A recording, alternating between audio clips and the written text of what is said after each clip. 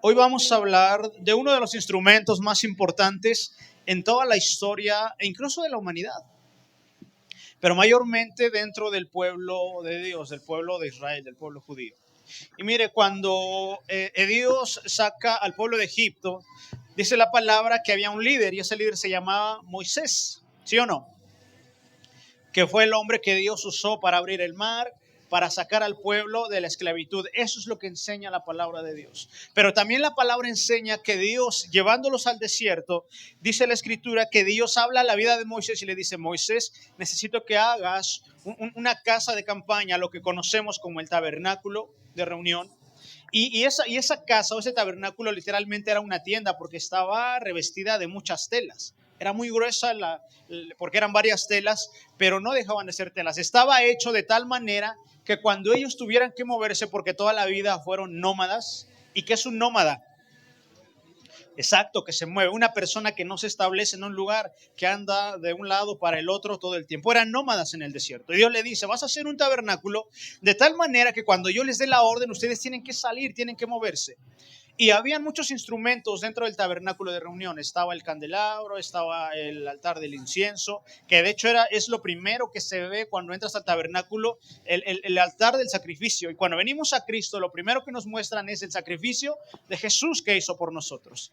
Pero hasta el fondo nos vamos a brincar los demás utensilios y nos vamos a ir hasta la parte del lugar santísimo. ¿Qué había en el lugar santísimo? En el lugar santísimo solamente había una cosa, y era el arca del pacto o el arca de la alianza o el asiento de la misericordia, como se conoce dependiendo de cómo te lo hayan enseñado a ti en la cuestión de la teología y todo eso.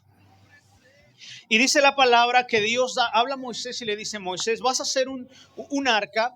Y el arca más bien fue hecha de madera de acacia, una de las maderas más especiales y la más cara que pueda haber. Pero no solamente eso, sino que fue revestida de oro puro, lo dice la palabra de Dios. Y ese era literalmente era como un cubo, como un cuadro. Pero dice la palabra que tenía una tapa encima y que esa tapa se le conoce como el propiciatorio o el asiento de la misericordia, lo dice la palabra de Dios. ¿Estamos claros? Y arriba de la tapa habían dos querubines, uno del lado izquierdo, uno del lado derecho, mirándose entre sí. Pero miren, me llama mucho la atención que dice la palabra que ahí es donde Dios mismo iba a hablar a la vida de Moisés. De ahí Dios hablaba con Moisés, ¿para qué? Para guiar al pueblo. Cualquier cosa que ocurría dentro del pueblo, dice la escritura que Moisés iba y hablaba con Dios y Dios se manifestaba y hablaba a través de ese instrumento llamado el arca de la alianza. ¿Estamos claros? ¿Sí o no? Y dice la palabra que durante muchos años el arca fue ocupada por el pueblo de Dios, por el pueblo de Israel. Y para el pueblo de Israel llegó a ser uno de los instrumentos más importantes. ¿Por qué? Porque cuando usted lee los libros de Samuel, el primer y segundo libro, o el primer y segundo libro de los reyes, o de las crónicas de los reyes, usted se da cuenta que el arca es mencionada en varias ocasiones. Y dice la palabra que cuando el pueblo tenía guerras, el arca era su arma más poderosa que tenía. Que antes de que el pueblo estuviera adelante, ¿quién iba adelante? El arca. Ahora, el arca representa la misma presencia de Dios cuando hablamos en el Antiguo Testamento. ¿Qué representa el arca, iglesia? La presencia de Dios. Eso es, vaya, y creo que no hay cosa menor. No hay cosa menor que o sea, toda la gloria de Dios la deposita en un instrumento llamado el arca de la alianza. Y dice la palabra que el pueblo la ocupaba para salir a las guerras. El pueblo la usaba como instrumento y ellos tenían la seguridad de que si el arca iba delante de ellos, la victoria estaba de su lado. Era algo que les daba seguridad. Y yo te quiero preguntar, ¿a ti qué te hace sentir seguro en esta vida? ¿Qué te hace sentir seguro? Hoy nosotros ya no tenemos arca. ¿Qué te hace sentir seguro? Dios le muestra al pueblo que su presencia era la que le daba valor al arca. Y el asunto, cuando se empieza a quebrar o a corromper el asunto, es que el pueblo empezó a tener más confianza en el instrumento antes que Dios, que era el que llenaba el arca precisamente. O sea, pongan atención, si era el instrumento, claro, de eso no hay duda, pero el instrumento no es el que hace la obra. El que hace la obra en todo tiempo y en todos lados, ¿quién es? Es Dios.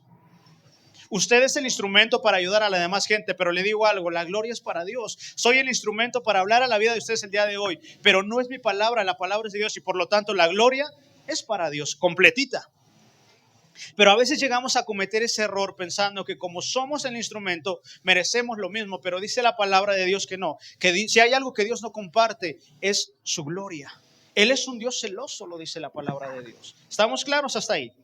Y bueno, entonces el valor que tenía el arca no era por sí misma, no era por el oro, porque oro había un montón y de sobra cuando hicieron todos los instrumentos. Lo que verdaderamente le daba valor al arca era la mismísima presencia de Dios que reposaba en este instrumento llamado el arca. Pero narra la historia que en algún momento Dios quiso darle una lección al pueblo, porque el pueblo empezó a decir, es que si pongo la Biblia en la entrada de mi casa, no voy a soñar feo. Si abro mi Biblia en el Salmo 91, no voy a soñar feo y me voy a dormir tranquilo. Y dice la palabra que Dios decide darle una lección al pueblo. En una ocasión, en una de las tantas guerras que tenían contra los filisteos, dice la palabra, precisamente en los tiempos de Elí y sus hijos, que tuvieron guerra los filisteos y el pueblo de Israel, y salen a la guerra, pero el pueblo es vencido. Y por ahí algunos se le bota la canica, como decimos aquí en México, y dice, ¿sabes qué? Es que ¿sabes por qué perdimos? Porque no está el arca aquí con nosotros. Entonces deciden ir por el arca, mandan a los levitas porque había gente capacitada, gente preparada para hacer este trabajo específico. No cualquiera podía, más bien no ni tocar, no cualquiera podía transportar el arca porque tenía 4 aros a las orillas para que pudieran cargarlos sobre los hombros. Y dice la palabra que el pueblo dice, bueno, vamos a ir por el arca y ahora sí van a saber quién es quién, porque se pusieron con Dios a los cocolazos, como decimos aquí, o como dicen en mi pueblo. Y Dios da una lección al pueblo. Dice la palabra que llevan el arca y empiezan a pelear, pero el problema estaba en que el pueblo empezó a confiar más en el instrumento antes que orar y preguntar a Dios qué era lo que tenían que hacer. ¿Qué pasa? ¿Qué sucede? Que dice la palabra que cuando está la guerra, para ellos el peor panorama era que el arca les fuera arrebatada. Y ese día les tocó ver al pueblo de Israel el panorama más complicado que nunca en la vida se hubieran imaginado. ¿Por qué? ¿Qué fue lo que sucedió? ¿Qué cree que sucedió? Que llevan el arca, empieza la guerra, se empiezan a dar ahí con todo y salen huyendo y el arca se queda ahí y el arca es robada por los filisteos y es llevada a tierra de los filisteos. Y en ese día, dice la palabra, pasaron muchas cosas. Primero, el sumo sacerdote llamado Elí, al enterarse que el arca fue robada, cae hacia atrás y muere. Segundo, sus hijos también murieron, sus 2 hijos. Y una de sus nueras estaba embarazada, pero al recibir la noticia, dice que el niño nace antes del tiempo indicado y ese hijo se llama Icabod, lo dice la palabra. ¿Y qué es Icabod? Sin gloria, lo dice la palabra de Dios. ¿Por qué? Porque la gloria de Jehová, la gloria de Dios ha sido quitada de en medio del pueblo y ha sido llevada cautiva, entre comillas, porque a Dios nadie lo puede cautivar. Ha sido llevada a tierra de los enemigos. Y no sé si usted se ha preguntado por qué Dios permitió toda esta situación. Porque Dios siempre, se lo he dicho, cualquier cosa que pase en su vida, Dios quiere enseñarle algo. Así que si usted está pasando por algo el día de hoy, ponga atención, qué es lo que usted tiene que aprender en medio de toda la situación que usted está viviendo. Bueno, dice la palabra que el arca es robada y el pueblo empieza a llorar y a lamentarse y estaban ante el peor panorama. Pocos días después, dice la palabra, que Dios mismo hace que los filisteos devuelvan el arca. ¿Por qué? Porque lo llevan, fíjense, lo llevan al lugar de un dios llamado Dagón, y el arca era puesta delante de este dios Dagón, un dios pagano, como ofrenda, como sacrificio. Pero dice la palabra que este dios era una estatua y que Dios hizo lo que quiso con ese dios pagano. Porque dice que le cortó las manos, la cabeza y antes de que le sacaran el arca de regreso, que esa estatua una mañana amaneció postrada ante el arca que representaba la presencia de Dios. ¿Qué es lo que pasa después? Que el pueblo empiezan a haber tumores, ratones, y los filisteos entienden que el arca era la causa de todo aquello que estaba pasando. ¿Y qué es lo que hacen? Mandan el arca de regreso a su lugar de origen, pero no van ellos, la van cuidando de lejos. Y el arca es puesta sobre un carro, pero cuando leemos un carro, no es como en el que usted acaba de llegar ahorita. Un carro era como una carreta que era jalada por bueyes. A eso se refiere un carro. Entonces el arca es llevada de regreso. Y cuando el arca llega a su lugar, pasaron muchas cosas para que el arca llegara también. Incluso algunos murieron por ver lo que había dentro. Pero dice la palabra que el terror cayó sobre el pueblo y dijo, ¿sabes qué? El arca tiene que ser guardada. Y decidieron guardarla en la casa de un hombre llamado Abinadab, lo dice la palabra de Dios. Y el arca estuvo en casa de este hombre durante 20 años. Y usted lo puede encontrar en 1 de Samuel 7:2. No lo busque, lea y lo lee en su casa. Pero déjame preguntarte, los de este lado, ¿qué harían ustedes si hoy tuvieran ese grande privilegio de tener el arca en su casa por 20 años? Acuérdense que el arca representa la presencia de Dios. ¿Qué harían ustedes si se les encargara por 20 años el arca en su casa? ¿Qué harían? ¿Qué harían? Cuidarla, ok. ¿Qué harían ustedes los de este lado? ¿Qué harían si tuvieran ese privilegio de tener la misma presencia de Dios en su casa, representada a través del arca por 20 años? Piénselo bien, piénselo bien. Acuérdese, yo le pregunto para después, ya lo agarro, lo caso bien por lo que dijo. Mire, cuando fueron 20 años, en esos 20 años, Saúl es puesto como rey, es quitado por su desobediencia, pero Dios pone a otro hombre conforme a su corazón llamado el rey David, lo dice la palabra de Dios. Pero no vamos a hablar de David. Ahora sí vamos al segundo libro de Samuel 6, por favor.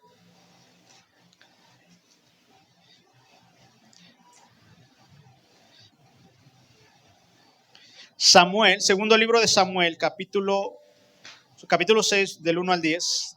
Dice, David volvió a reunir a todos los escogidos de Israel y eran 30,000, dice la palabra. ¿Cuántos eran?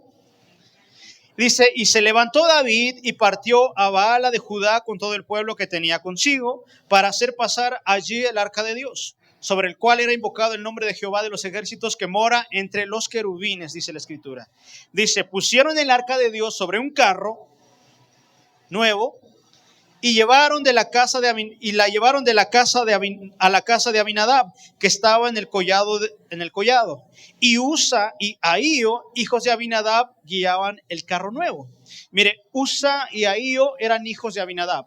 Ellos estaban entrenados, ellos habían sido instruidos, e incluso se dice dentro de la teología que eran levitas y tuvieron que haberlo sido para poder ellos tener el arca. Solamente los levitas, póngame atención, tenían esa capacidad, esa facultad para tener el arca de la alianza. Nadie más lo podía hacer, aunque eras pueblo de Dios, sí, pero tú como levita tenías esa ardua labor de poder cuidar, trabajar y limpiar todo lo concerniente a la casa de Dios. ¿Estamos claros? Entonces, eran hijos de Dios. Abinadab tenía 2 hijos llamados Usa y Ahío. Dice el 4, y cuando lo llevaban de la casa de Abinadab, que estaba en el collado, con el arca de Dios, Ahío iba delante del arca, lo dice la palabra de Dios. Y David y toda la casa de Israel danzaban delante de Jehová con toda clase de instrumentos de madera, de haya, con arpas, salterios, panderos, flautas y címbalos. Cuando llegaron a la era de Nacón, Usa extendió. ¿Quién era Usa? No se pierda, despierte. Era hijo de Abinadab. ¿Sale? ¿En cuál me quedé? Cuando llegaron a la era de Nacón, Usa extendió su mano al arca de Dios y dice la palabra que la sostuvo. ¿Por qué? Porque los bueyes tropezaban, es decir, que los animales iban tropezando y podían caerse. Y el furor de Jehová se encendió contra Usa y lo hirió allí Dios por aquella temeridad y cayó allí muerto junto al arca de Dios. Y se entristeció David por haber herido Jehová a Usa y fue llamado a aquel lugar Pérez Usa hasta el día de hoy, lo dice la palabra. El 9. Y temiendo David a Jehová aquel día dijo, ¿cómo ha de venir a mí el arca de Jehová? Preguntaba David. De modo que David no quiso traer para sí el arca de Jehová a la ciudad de David y la hizo llevar David a la casa de Obed, o Edom, Geteo, dice la palabra de Dios. Ahora mire, ¿se ha preguntado por qué murió Usa? Bueno, sí, porque la tocó, es correcto. Pero acuérdese, ellos como levitas sí podían hacerlo. O sea, es súper importante entender bien el contexto, porque le dices, bueno, ¿por qué se habrá muerto? No sé, a lo mejor se portó mal, no sé, desobedeció. O sea, entendamos bien esta parte. ¿Por qué murió? ¿Por qué murió Usa si durante 20 años el arca estuvo en su casa? O sea, no era algo nuevo para él. Dice la palabra que David, cuando ya está en el reino, ya está en el trono, dice, necesito que el arca de Dios venga para acá. David entendía el poder de la adoración y la oración que había cuando el pueblo clamaba a Dios a través de ese instrumento que era el arca.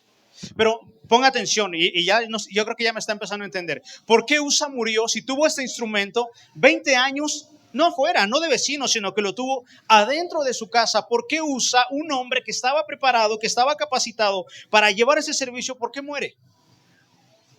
Si durante 20 años tuvo que haber cuidado el arca, tuvo que haberla limpiado, porque cuando usted deja algo una semana, por ejemplo, deja su carro afuera, una semana después, si no lo ocupa, lo tiene que limpiar porque se llena de polvo, ¿sí o no? Imagínate 20 años.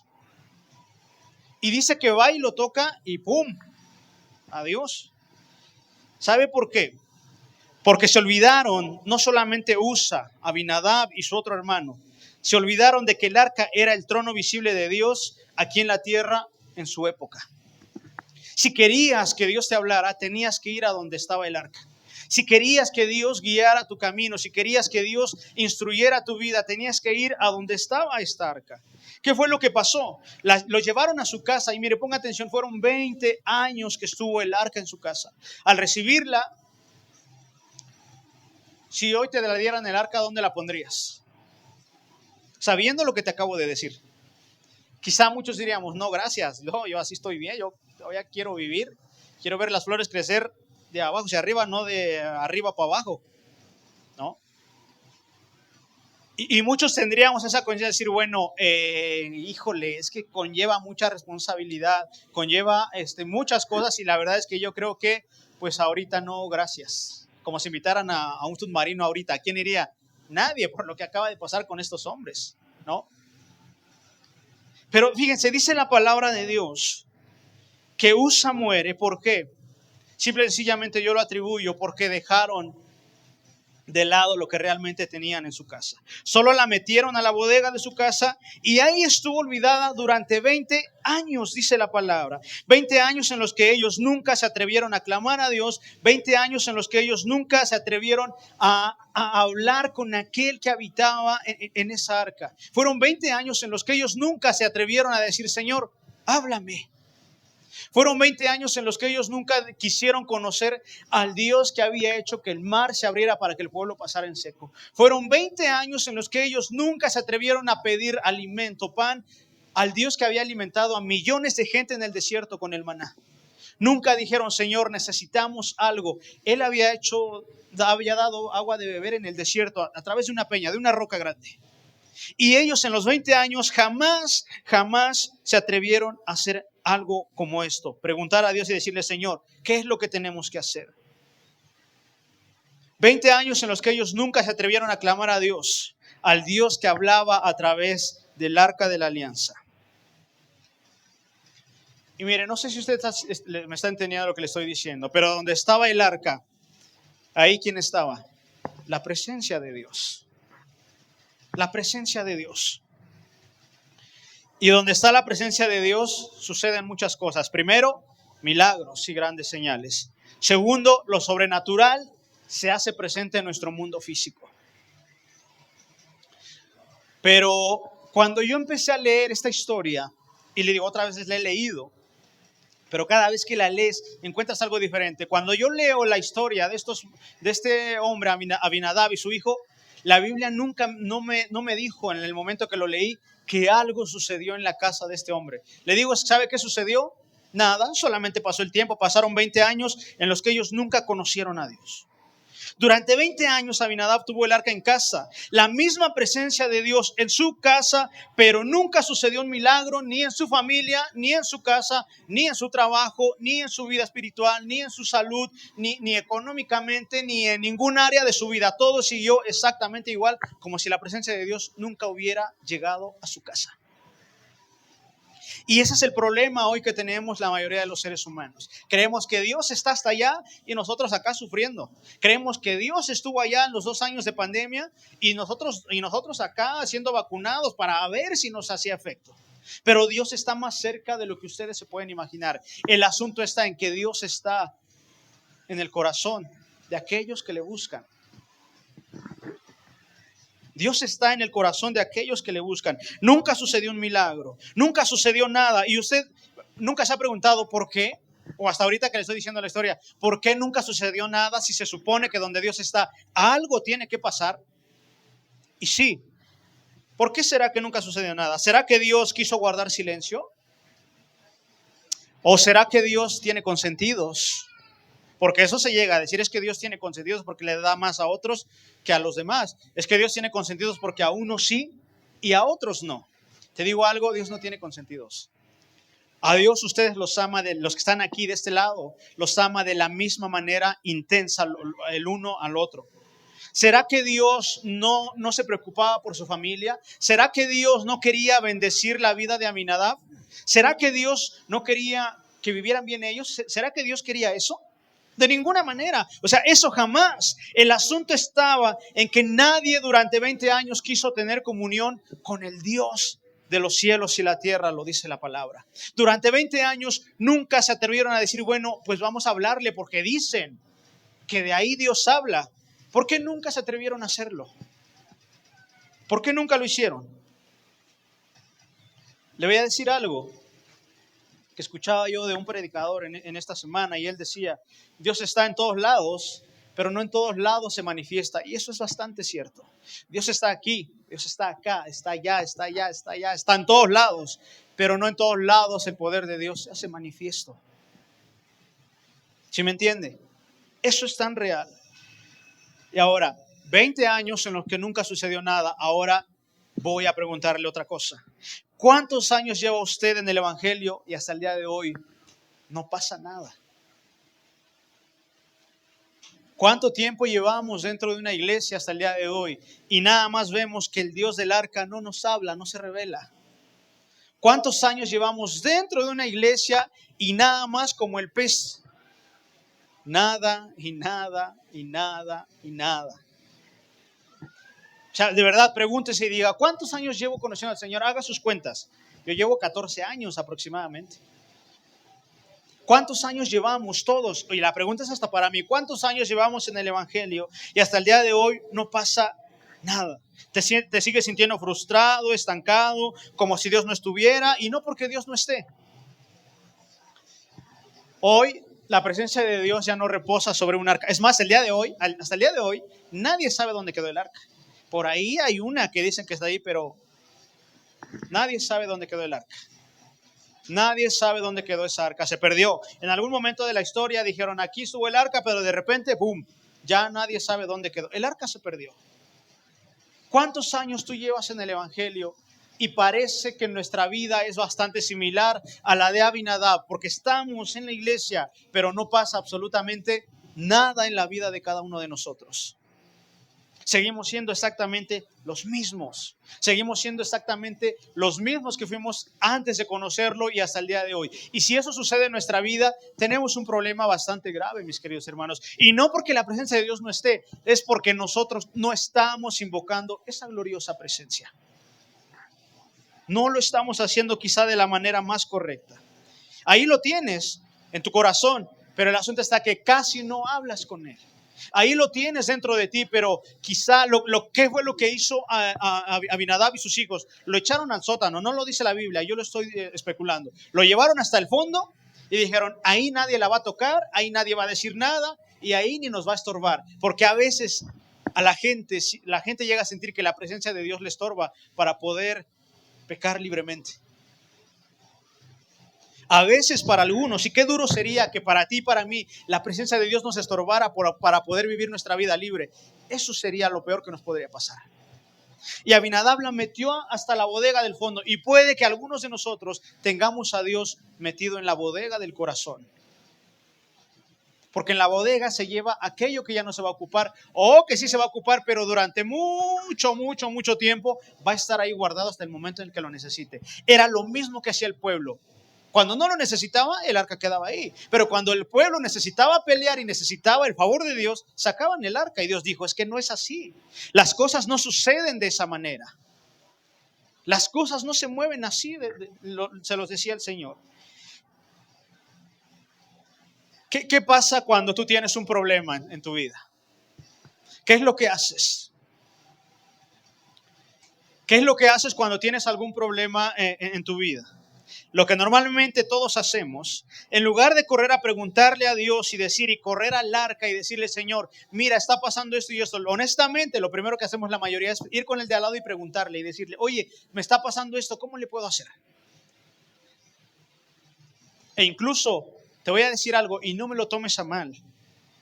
No me malentienda, pero antes de que hables con alguien, incluso un hermano de la iglesia, primero pregúntale a Dios qué es lo que tienes que hacer con tu situación. ¿Quieres saber una respuesta literal, lo que te va a hacer bien? Pregúntale a Dios. No me malentienda, o sea, yo estoy para escucharlo y usted lo sabe que sí, y de verdad que se lo digo de corazón, sí. Pero antes incluso de venir a preguntarme a mí, sea dependiente de Dios, no de mí. Seamos dependientes de aquel que nos amó y murió en la cruz por cada uno de nosotros. De Él tenemos que ser dependientes. Porque si yo vengo y le pregunto a alguien, por ejemplo, Miguel, oye, ¿qué crees que mi esposa no me dio de cenar? Y Miguel va a decir, no, pues yo conozco otra muchacha que da de cenar más rico. ¿No? Y iba a decir, no, sí, es que el hermano Miguel me dijo y voy a ir. Pero cuando vengo a los pies de Cristo y le digo, Señor, es que así mi esposa, y el Señor va a decir, es que tú eres duro en tu manera de hablar con ella. Cambia tu manera de ser para que ella también pueda hacerlo. Porque antes de que pidas el cambio de ellos, primero tienes que empezar por ti. Esa es otra cuestión completamente diferente, pero como yo voy y le digo al de acá al lado, entonces me conviene. Y ese es el problema, porque a veces no quiero preguntarle a Dios. Me lo decían hace tiempo. Es que no le quiero preguntar a Dios porque ya sé que me va a decir que no. Y sí, es real. O no le pregunto a Dios porque sé que me va a decir que sí y la verdad es que no quiero. O me va a decir que no, pero la verdad es que sí quiero. Por eso es que no somos tan dados a preguntar a Dios y nos jactamos de hablar de una voluntad agradable y perfecta, y sí lo es, pero para nosotros puede que cuando entremos en esa voluntad agradable y perfecta no sea tan cómoda para nosotros, pero siempre va a ser lo mejor en su vida, en nuestra vida. Pero desafortunadamente no lo hacemos. No lo hacemos. Siempre dejamos a la presencia de Dios al final y somos tan parecidos a los hijos de Abinadab. Fuimos enseñados, mire, ¿qué era lo que pasaba con ellos? Eran levitas y desde chiquitos hicieron lo mismo que hoy ustedes están haciendo. Usted hoy enseña a sus niños a buscar de Dios, ¿sí o no? Usa y Ahías lo mismo. Fueron instruidos desde chiquitos. Cuando crecieron, trabajaron en el servicio. Y somos tan parecidos a ellos. ¿Sabe por qué? Porque fuimos enseñados en el servicio de la casa de Dios, pero desconocemos la gloriosa presencia de aquel que servimos en la casa de Dios. ¿Sí me entendió lo que le dije? ¿Por qué? Porque servimos por costumbre. Es que voy a la iglesia, porque si no voy a la iglesia me siento mal, me siento pecador, me siento pecadora. Y venimos por calmar la conciencia nada más. No venimos porque haya una convicción genuina. Usa termina muriendo porque nunca le dieron a conocer que la santidad es importante en la vida de aquellos que quieren servir a Dios dentro de la iglesia. Por eso murió Usa. Porque su papá le dijo, mira, Usa, vas a servir, y así lo haces. Pero su padre nunca le habló de santidad, nunca le habló de consagración. Y dice la palabra que sin santidad es imposible que usted y yo podamos ver el rostro de Dios algún día. Si no hay santidad, no espere ver a Dios. Y no hablo de su santidad, hablo de su manera en cómo vive bajo la voluntad de Dios, porque nuestra santidad es nada comparado a la santidad de Dios. Usted es santo a través de lo que Cristo hizo en la cruz del Calvario, pero valore lo que su Señor hizo en la cruz. No servimos a Dios, no sirvamos a Dios siendo personas impuras o con una doble moral, siendo unos aquí, pero siendo otros allá afuera. Eso es lo que nos ha dado siempre a la iglesia. A todos. Aquí yo canto y levanto mis manos, pero allá afuera, quien se me ponga, lo mando a ver a San Pedro. Y la vida de un cristiano no debe ser así. O sea, yo sé que sí, que a veces, sí, híjole, lo buscan a uno, pero nunca dejes que te encuentren. Siempre huye de todas esas situaciones. Mire, cuando David nota todo esto que les acabo de decir, David se desanima, David se preocupa, y David dice, es que no puedo llevarme el arca, porque si estos cuates que estaban capacitados, si estos hombres que son levitas, uno de ellos murió porque nunca supo hacer lo correcto. Entonces, ¿qué me esperas de mí?, decía David. Dice la palabra que entonces, al ver toda esta situación, dice David, bueno, es que yo no puedo tener el arca en mi casa, porque primera, yo no soy levita, segunda, ni soy sacerdote, y en tercera, pues no me vaya yo a morir y pues todavía tengo muchas cosas que hacer. Dice el 11, mire, y estuvo el arca de Jehová en casa de Obed-edom, geteo, ¿cuánto tiempo?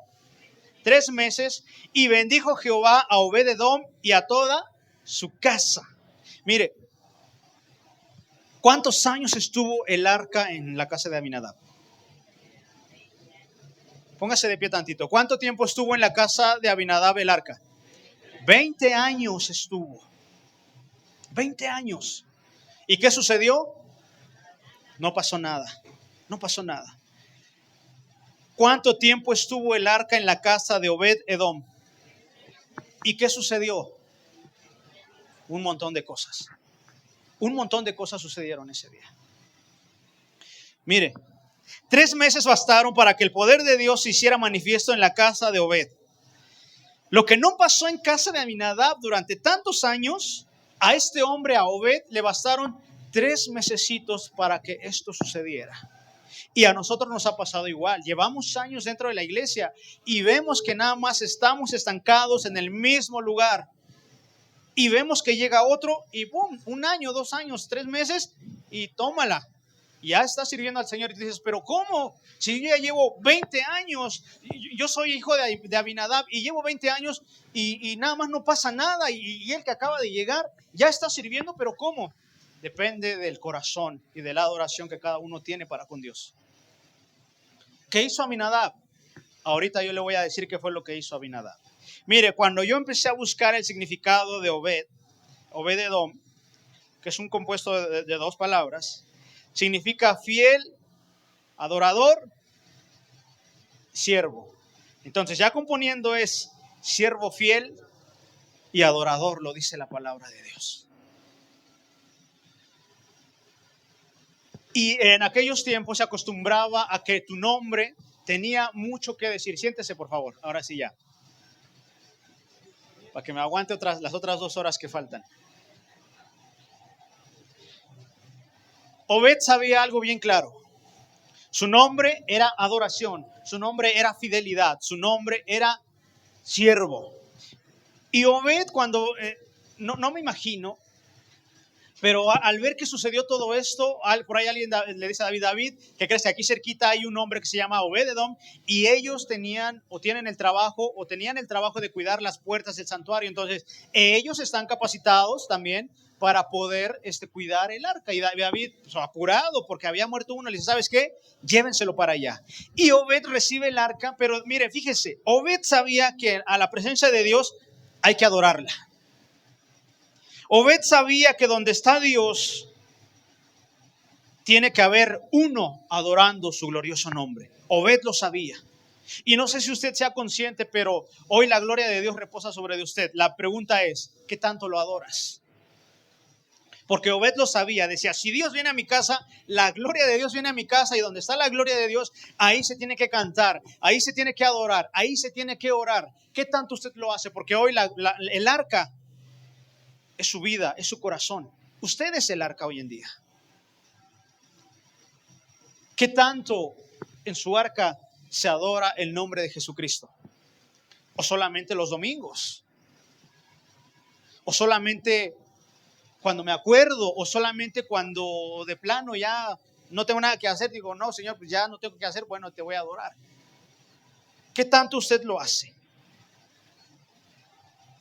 Cuando le llevan a Obed el arca a su casa, hace lo contrario que Abinadab. Abinadab lo echó al fondo, lo guardó 20 años. Y Obed dice, bueno, voy a recibirla, no sé cuánto tiempo voy a estar aquí. Pero ¿qué es lo que hace Obed? Obed no la guarda en el sótano, sino que quita su televisión, su pantalla de 200 pulgadas, quita su centro de juegos, quita todo. Y donde estaba aquello que era su distractor de Obed, ahí es donde pone él el arca. ¿Y para qué la pone ahí? La pone en medio de su casa. ¿Para qué? Para que la gloria de Dios se hiciera manifiesta, para que cuando él pasara, él tuviera esa seguridad de saber que tenía que adorar la presencia de Dios, porque Dios estaba ahí en su casa. Ahí estaba. ¿Y qué es lo que hace Obed? Dice la palabra que Obed, interpretándolo desde mi punto, empezó a llenar de alabanza y adoración su casa, y empezó a orar y empezó a decir: renuévame, Señor Jesús, y empezó a cantar, no sé, otra canción. ¿Cuál? La que usted quiera, ¿no? Y empezó a cantar y empezó a entonar y decía: Señor, yo te amo más que a nadie, te amo más que a nada. Aquí está mi vida, si te puedo servir, Señor, aquí estoy, pero úsame, háblame. Y Dios, al empezar a recibir adoración, al escuchar que un hombrecito llamado Obed empezó a clamar, Dios empezó a manifestar. Y le preguntaba: ¿cuánto tiempo llevamos si Dios no se ha manifestado? No porque Él no quiera, sino porque usted no lo ha adorado o no le ha preguntado absolutamente nada. Ahí en la casa de Abinadab no hubo nada, no habló, porque nunca se le preguntó. Y mientras tú no involucres a Dios en tu vida, Él va a respetar, Él va a decir: está bien, si no quieres que yo me comprometa contigo, está bien, yo me hago a un lado. Y Dios siempre va a estar pendiente cuando tú le digas. Él no te va a obligar, nunca va a entrar a la fuerza en tu vida. Y Obed empezó a adorar y la presencia de Dios empezó a ser tangible en su vida. Y sus hijos empezaron a ser renovados, su familia. Y si por ahí hubo algún enfermo, dice la palabra que la presencia de Dios sana los corazones de todos. ¿Por qué? Porque dice la Biblia que el Padre busca adoradores que le adoren en espíritu y verdad, lo dice la palabra de Dios. A Obed nadie le dijo: ¿sabes qué? Te la voy a dejar para que la adores. Él tuvo de su corazón decir: si la presencia de Dios está aquí conmigo, no puedo desaprovechar la oportunidad y tengo que rendirme ante su presencia y adorar. Ahora, matrimonios, pónganme atención. ¿Cuánto han descuidado ustedes la presencia de Dios en su casa? Es que quiero que me entiendan, la presencia de Dios está aquí adentro de ustedes. ¿Cuánto has descuidado la presencia de Dios en tu vida como matrimonio, en tu altar familiar, tú, tu esposa y tus niños? No, es que yo soy cristiano, sí. ¿Y qué ha sucedido? No, pues estoy en la silla. ¿Y luego qué más? No, pues sigo calentando sillas. No, pero ¿cuántos años llevas? 20, Abinadab. ¿Qué crees que estoy en la iglesia? ¿Cuántos años? 20. ¿Y qué ha sucedido? ¿Qué ha sucedido de qué? Pues sí, ¿qué Dios ha hecho en tu vida? No, pues nada, estamos enfermos, estamos mal, no sé. Y la verdad es que yo no concibo pasar 20 años en su presencia y que yo nunca haya visto absolutamente nada de parte de Dios a mi vida. Yo no logro concebirlo. Obed sabía que donde Dios estaba, milagros suceden. ¿Por qué? Porque donde está el Espíritu de Dios, ahí hay libertad, lo dice la palabra de Dios. Ahí hay libertad. Entonces, donde está Dios, algo bueno tiene que suceder en favor de sus hijos. Obed y su familia eran conscientes de que la presencia de Dios había llegado literalmente a reposar en su casa. Dios está aquí. Y si Dios está aquí, tenemos que adorarle como lo hemos hecho hasta el día de hoy. ¿Por qué vienes aquí? Te voy a decir algo. Cuando usted note que la presencia de Dios ya no está aquí, ya no tenemos nada que hacer aquí nosotros. Porque todo el que le da valor a todo esto, ni siquiera somos nosotros. Es Dios aquí con nosotros. Es Dios hablándonos a través. Eso es lo que le da sentido a todo esto que hacemos. Usted no viene a perder tiempo. Usted viene a invertir tiempo para la eternidad. Lo que le da sentido a todo esto es lo que Dios habla a nuestra vida. Y le digo algo, necesitamos cambiar muchos aspectos de nuestra vida. Nos enseñaron como hombres a vivir así y así, a mujeres así y así y así. Pero cuando vienes a Cristo te das cuenta que no es así. Porque siempre esas enseñanzas nos van a llevar a que nuestra vida sea complicada, sea difícil. ¿Qué tan consciente eres tú de que la presencia de Dios está en ti? ¿Qué tan seguido le adoras? ¿O somos de los que, como Abinadab, lo echamos hasta el fondo del corazón para que cuando necesitemos salir a la guerra, entonces si sacamos del sótano el arca para que nos defienda a Dios y nos dé lo que le estamos pidiendo. Le digo algo, no va a funcionar así, te vas a decepcionar. Pero si pones al arca delante de ti ante cualquier situación, te digo algo, pase lo que pase, te pongan donde te pongan, te tire quien te quiera tirar. Si Dios te puso ahí, Dios es el que te va a llevar adelante.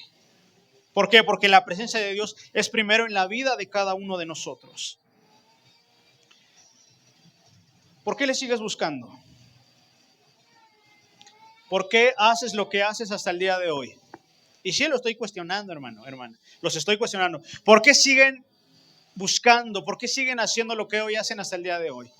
Si lo hacemos por religión, estamos equivocados. Si lo hacemos porque así fuimos enseñados y por costumbre, estamos equivocados. Pero si lo haces porque quieres rendirle adoración y lo reconoces como tu Señor y Salvador, lo estás haciendo bien. Pero que haya en ti esa convicción de decir, Señor, te voy a buscar, esté bien o esté mal, voy a estar permanentemente buscando de tu presencia. No por lo que fui enseñado, sino por la convicción de que hoy has puesto en mí, de que tú eres Señor y Salvador de mi vida. Y cuando Dios está en tu casa, todo cambia. Cuando le das la oportunidad a Dios de entrar en tu casa y morar, si tus hijos están mal o están desanimados, cabizbajos, cuando Dios entra a tu casa, Él cambia incluso el carácter, el aspecto de tus hijos, sus ideales, la vida de tu esposa, de tu esposo. Todo lo hace nuevo, lo dice la palabra de Dios. Y muchos hasta el día de hoy puede que sigamos viviendo en la casa de Abinadab. La presencia de Dios está ahí, sí, está el arca, pero Dios no se hace manifiesto. No porque Él no quiera, porque nosotros no provocamos que esa gloria se manifieste en nuestra vida. Donde hay comunión con Dios, ahí está la presencia de Dios. Donde hay comunión, hay oración y hay adoración. ¿Sabes qué es lo que necesitas, mi querida iglesia, mi amada iglesia? O necesitamos salir de la casa de Abinadab, donde la costumbre es el pan de cada día, donde la presencia de Dios está, pero nunca se valora. Y necesitamos pasarnos a la casa de este hombre llamado Obed Edom, que significa fiel, adorador y siervo, lo dice la palabra de Dios. Y dice la palabra, fíjense cómo lo dice, que durante 3 meses estuvo el arca del pacto ahí, de la alianza, y que Dios empezó a bendecir a Obed en absolutamente todo, no solamente en el trabajo, no solamente en el campo, no solamente con su familia, no solamente con los bienes que él tenía, sino que dice absolutamente todo. Y Obed tuvo 72 hijos. Digo, yo no quiero tener tantos, con 2 está bien. Pero a mí personalmente yo sí quiero que el Señor siga bendiciendo mi vida con su presencia. Antes que con cualquier cosa, primero que sea su presencia en mi vida, en la vida de ustedes. ¿Qué es lo que necesitamos hacer? Salir de esa casa de Abinadab, donde la presencia de Dios no se honra ni se respeta, y entrar a la casa de Obed, donde hay adoración, donde la presencia de Dios se hace manifiesta, donde la presencia de Dios es tangible, porque ahí están los que adoran al Padre en espíritu y en verdad. Esa casa debe ser tú mismo, usted misma. Esa es la casa de Dios, sí, claro. Pero antes que ser esta, es su vida, su corazón. Pero yo le pregunto otra vez, ya con todo lo que le acabo de decir, si hoy usted tuviera ese privilegio de tener el arca de Dios en su casa, ¿qué haría? ¿O ahora usted la tiene en su corazón? Y le digo algo, conozca a Jesús no a través de la religión, sino a través de lo que Él nos enseña en su palabra. Esto se considera un libro religioso, pero le digo algo, no lo es. Este es el manual en donde nuestro Creador nos habla para vivir una vida más correcta conforme a su voluntad. No se trata de religión. Qué duro debe ser pasar 20 años con el arca adentro, pero sin que nada se manifieste afuera. Qué duro es que la presencia de Dios esté en nosotros, pero que nunca la reflejemos. Qué duro es que la presencia de Dios repose sobre la vida y los hijos la metan hasta el fondo de su corazón para que nadie note esa gloriosa presencia. ¿Cuánto tiempo dedicas tú a la oración y a la adoración? ¿Cuánto tiempo? Porque cuando tú dedicas tiempo a la oración y a la adoración, te digo de qué es tiempo. Es tiempo de que Dios se revele a tu vida y te hable y te diga qué cosas son las que tienes que hacer. Antes de que vayas a hacer cualquier cosa, dile: Señor, quiero ir hacia allá. Está bien que vaya. Y si Dios te dice: ve, porque yo voy contigo, ve, porque tienes la seguridad de que te vas a tener éxito. Pero si Dios te dice: no vayas, no lo hagas. No lo hagas. ¿Quiere ser usted como Abinadab, que tuvo la presencia de Dios en casa, pero nunca la cuidó, nunca la valoró, nunca sucedió un milagro?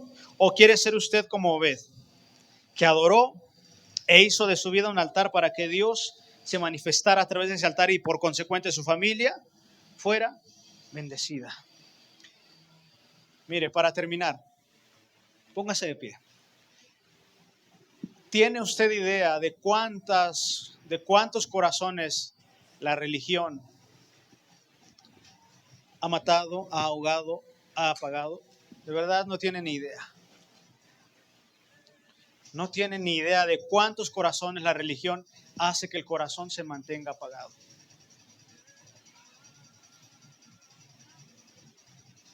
Obed adoró y Dios lo prosperó. ¿Ustedes quieren ser prósperos? Y no estoy hablando de dinero. O sea, no. Dios no nos trajo a la iglesia para hacer riqueza. Nos trajo para adorarle. ¿Quiere usted ser próspero? ¿Quiere tener una vida buena? ¿Quiere tener usted una vida? ¿Quiere usted tener una vida conforme a la voluntad de Dios? Necesita usted aprender a adorarlo. Necesita usted aprender a cuidar esa hermosa presencia que hoy usted porta en su corazón, que es la presencia de Dios.